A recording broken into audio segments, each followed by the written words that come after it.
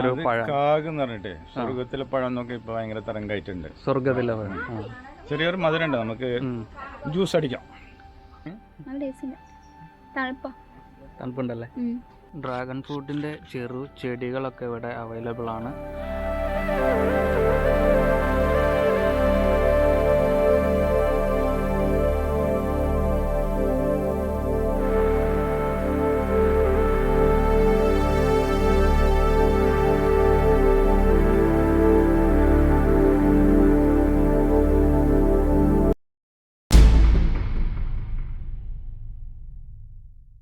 Hi friends, welcome back my channel. അപ്പോൾ ഇന്ന് നമ്മളൊരു വെറൈറ്റി വീഡിയോ ആയിട്ടാണ് ഇന്ന് വന്നേക്കുന്നത്. നമ്മൾ ഇന്ന് ഡ്രാഗൺ ഫ്രൂട്ടിൻ്റെ ഫാമിലാണ് എത്തിയത് കേട്ടോ. എവിടെയാണെന്ന് വെച്ചിട്ടുണ്ടെങ്കിൽ മക്കരപ്പറമ്പിലാണുള്ളത്. ഗ്രീൻ വാലി അഗ്രികൾച്ചറൽ ഫാമിലാണ് നമ്മളുള്ളത്. നമ്മളെ ഉമ്മർ കുട്ടിക്കാട ഫാമിലാണുള്ളത്. ഇവിടെ ഒരുപാട് ഏക്കർ കണക്കിന് സ്ഥലത്ത് ഡ്രാഗൺ ഫ്രൂട്ടാണ്. ഇപ്പം നമ്മൾ വൈകുന്നേരമാണ് വന്നത്, അതുകൊണ്ട് ഡ്രാഗൺ ഫ്രൂട്ട്സുകളൊക്കെ പറിച്ച് കഴിഞ്ഞിട്ടുണ്ട്. എൻ്റെ കൂടെ ഉണ്ണിയുണ്ട്. ഡ്രാഗൺ ഫ്രൂട്ട് കാണാൻ വേണ്ടിയിട്ട് ഒരുപാട് നാളായി. അതിൻ്റെ തയ്യും കാര്യങ്ങളൊക്കെ കാണണമെന്ന് പറഞ്ഞിട്ട് എൻ്റെ കൂടെ വന്നിട്ടുണ്ട്. ഇന്ന് നമ്മൾ ഡ്രാഗൺ ഫ്രൂട്ടിൻ്റെ വിശേഷങ്ങളാണ് നമ്മളെ വീഡിയോയിൽ ഉൾപ്പെടുത്തിയിട്ടുള്ളത്. അപ്പോൾ വീഡിയോ എല്ലാവരും ഒന്ന് സബ്സ്ക്രൈബ് ചെയ്യുക, ഷെയർ ചെയ്യുക. അപ്പോൾ നമുക്ക് വീഡിയോയിലേക്ക് പോവാം. നമുക്ക് ചോദിച്ചറിയാം എന്തൊക്കെയുള്ളത് എന്നല്ലേ. ഇവിടെ ഡ്രാഗൺ ഫ്രൂട്ട് മാത്രമല്ല കേട്ടോ, ഒരുപാട് കാര്യങ്ങൾ. ഇവിടെ ഡ്രാഗൺ ഫ്രൂട്ട് മാത്രമല്ല, ഒരുപാട് വെറൈറ്റി പ്ലാന്റ്സുകളുണ്ട്. ഫ്രൂട്ടിങ് പ്ലാന്റ്സുകളും ഉണ്ട്, അല്ലാത്ത നമുക്ക് ഈ തെങ്ങ്, അൽവേര അങ്ങനത്തേതും ഉണ്ട്. ഏക്കർ കണക്കിന് സ്ഥലത്ത് പടർന്ന് കിടക്കുകയാണ്. സൂപ്പർ സ്ഥലമാണ് കേട്ടോ. നമ്മളൊരു കടയിൽ മാത്രമല്ല ഇങ്ങനെ പറിച്ച് വെച്ച് കണ്ടിട്ടുള്ളൂ, ഇങ്ങനെ മരത്തിൽ നിൽക്കുന്നത് കാണാൻ നല്ല രസമുണ്ട്. തൊട്ടടുത്ത് നിൽക്കുന്നതാ ഈ ഒരു ഫാമിൻ്റെ സ്ഥാപകനുണ്ട്, ഉമ്മർ കുട്ടിക്കുണ്ട്. അപ്പോൾ നമുക്ക് ഉമ്മർ കുട്ടിക്കാനോട് ഇതിൻ്റെ വിശദമായിട്ടുള്ള കാര്യങ്ങൾ നമുക്ക് ചോദിച്ചറിയാട്ടോ. നമസ്കാരം. നമസ്കാരം. അപ്പോൾ ഈ ഒരു കൃഷിയിലേക്ക് വരാനുള്ള കാരണം എന്താണ്? അതായത് ഞാൻ 2012 തുടങ്ങി വെച്ച തുടക്കത്തിൽ നമ്മൾ പച്ചക്കറി ആയിരുന്നു ചെയ്തിരുന്നു. അതായത് എപ്പോഴും ഒരു വ്യത്യസ്തമായിട്ടുള്ള കൃഷി ചെയ്യണം ആശയം ഉള്ള ആളാണ്. അപ്പോൾ നമ്മൾ ഹൈടെക് ഫാം എന്നുള്ള കൺസെപ്റ്റ് തുടങ്ങിയ സമയത്താണ് നമ്മൾ തുടങ്ങിയത്. അപ്പോൾ ഇവിടെ ഈ ഏരിയയിൽ വെള്ളത്തിൻ്റെ കുറച്ച് കുറവുണ്ട്. അപ്പോൾ അങ്ങനെയാണ് ഈ കാക്ടസിലേക്ക് തിരിഞ്ഞത്. അതിൽ വളരെ കുറഞ്ഞ വെള്ളം, കാരണം കുറേ ഇപ്പോഴത്തെ കാലഘട്ടത്തിനനുസരിച്ച് നമ്മൾ എത്ര കണ്ട് വെള്ളം കൺസപ്ഷൻ കുറഞ്ഞ ഐറ്റം സെലക്ട് ചെയ്യാന്നുള്ള അങ്ങനെയാണ് സെലക്ട് ചെയ്തത്. അപ്പോൾ ഇതിലിപ്പോൾ എത്ര വെറൈറ്റീസ് ഉണ്ടാവും? ഇതിൽ കുറേ വെറൈറ്റികൾ, നമ്മുടെ അടുത്ത് ഒരു 40ഓളം വെറൈറ്റികളുണ്ട്. അതിൽ തന്നെ കുറച്ച് സെലക്റ്റീവ് ആയിട്ടുള്ള ഐറ്റംസ്, അതായത് നമുക്ക് കുറേ ഐറ്റം ഉണ്ടായതൊന്നും കാര്യമില്ലല്ലോ. നമുക്ക് കായ്ഫലം വേണം, പിന്നെ നമ്മളെ കാലാവസ്ഥക്ക് യോജിച്ചായിരിക്കണം, പിന്നെ അത്യാവശ്യം മധുരമുള്ളതായിരിക്കും. ഇതെല്ലാം ഇത് ഇമ്പോർട്ടഡ് ആണോ അതോ? ഇതെല്ലാം വിദേശികളാണ്. നമ്മൾ മെക്സിക്കൻ ആണ് ഇതിൻ്റെ ഉത്ഭവം. പക്ഷെ ഇപ്പോൾ കൂടുതലായിട്ട് കൃഷി ചെയ്യുന്നത് നമ്മൾ തായ്ലൻഡ്, വിയറ്റ്നാം, കംബോഡിയ, ഫിലിപ്പൈൻ ഇങ്ങനെ ഈ ഭാഗങ്ങളിലാണ് കൂടുതലായിട്ട് കൃഷി ചെയ്യുന്നത്. ഇപ്പോൾ നമ്മൾ ഇന്ത്യയിലും തുടങ്ങി പലരും ചെയ്യാൻ തുടങ്ങിയിട്ടുണ്ട്. ഇപ്പോൾ അതിൻ്റെ സെയിലിംഗ് ഒക്കെ എങ്ങനെയാണ്? ഇത് നമ്മൾ രാവിലെ തന്നെ അത് ഇത് ഫ്രൂട്ട് നമ്മൾ രാവിലെ ഹാർവെസ്റ്റ് ചെയ്യും. അതായത് ഏതാണ്ട് പഴുന്ന ആ കണ്ടീഷൻ്റെ കളർ മാറുമ്പോഴത്തേക്കും നമ്മൾ ഇറക്കുന്നത്. ഈ കൂടുതലായിട്ട് നമ്മൾ ഹൈപ്പർ മാർക്കറ്റ് എവിടെയൊക്കെ വെക്കുന്നവർക്ക് അവർക്ക് ഹാഫ് വേൾഫുള്ളതാണ് അവർക്ക് ഇഷ്ടം. പിന്നെ അതുപോലെ പുറത്തേക്ക് കൊണ്ടുപോകുന്നവരും അതായത് നന്നായിട്ട് പഴുത്തതല്ല, കാരണം അത് ഇവിടെ നിന്ന് അവിടെ എത്തിച്ചേരാനുള്ള സമയവും എല്ലാം കൂടി ആകുമ്പോഴത്തേക്കും അങ്ങനെയുള്ള ഐറ്റംസ് എടുക്കുന്നത്. അപ്പോൾ നമ്മൾ ഇതിൻ്റെ തൈയും നമ്മൾ ഇവിടെ വികസിപ്പിക്കുന്നുണ്ടല്ലേ? തൈ ഇതിൻ്റെ പ്ലാന്റിങ് വസ്തു നമ്മൾ കൊടുക്കുന്നുണ്ട്. ഇത് ഒരു 4 രൂപത്തിൽ ഇതിൻ്റെ തൈകൾ ഉണ്ടാക്കാം നമുക്ക്. ഒന്ന് ഇതുപോലെ കാഴ്ച തണ്ടുകളുണ്ടല്ലോ, ഇതിൻ്റെ നവംബർ വരെ ഇതിൻ്റെ സീസൺ.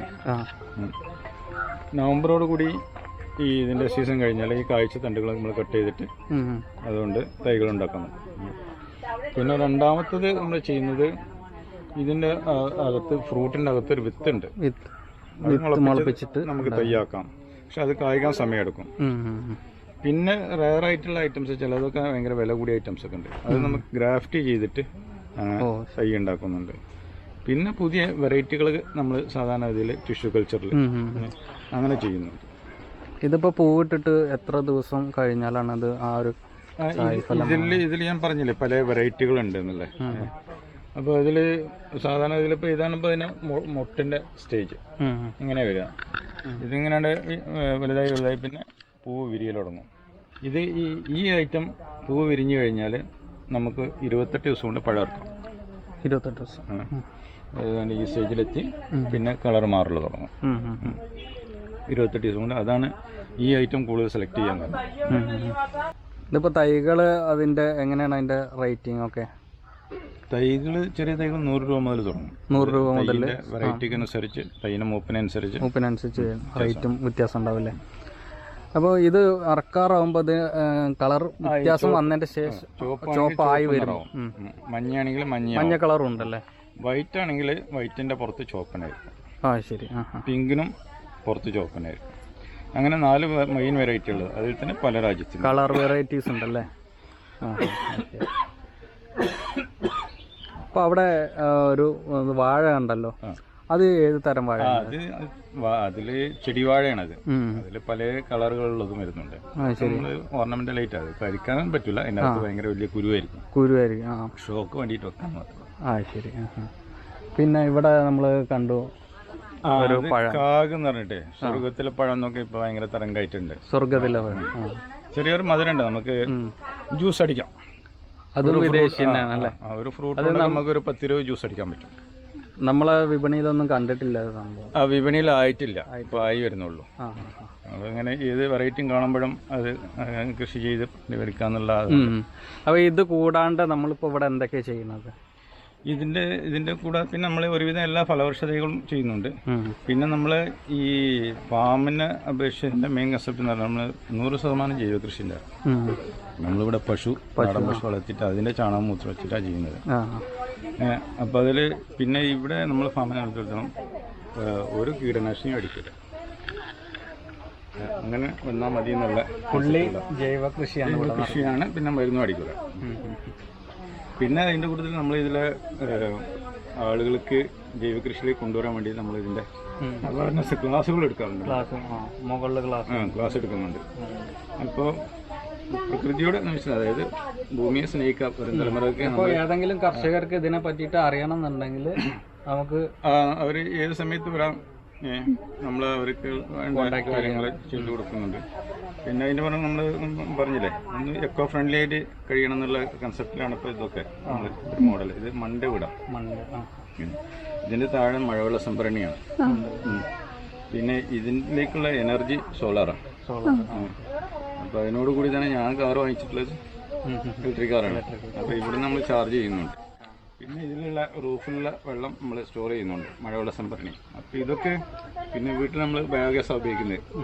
അപ്പോൾ പ്രകൃതി നമുക്ക് പലതും കിട്ടുന്നുണ്ട്, അത് നമ്മൾ ഉപയോഗിക്കുന്നില്ല. അത് ഉപയോഗിക്കണം, ആളുകൾക്ക് അവയർനെസ് കൊടുക്കുന്നത്. അപ്പോൾ ഇത്രയും കാര്യങ്ങളാണ് നമുക്ക് ഇവിടെ നിന്ന് ഉള്ളത്. അപ്പോൾ നിങ്ങൾക്ക് കോൺടാക്റ്റ് ചെയ്യണമെന്നുണ്ടെങ്കിൽ നമ്മൾ താഴെ ഡിസ്ക്രിപ്ഷനിൽ കൊടുക്കുന്നുണ്ട്. ഇക്കാൻ്റെ നമ്പറും ഡീറ്റെയിൽസ് എല്ലാം ഡിസ്ക്രിപ്ഷനിൽ കൊടുക്കുന്നുണ്ട്. നിങ്ങൾക്ക് കോൺടാക്റ്റ് ചെയ്യാവുന്നതാണ്. അപ്പോൾ അടുത്ത വീഡിയോയിൽ നമുക്ക് വീണ്ടും കാണാം. ബൈ.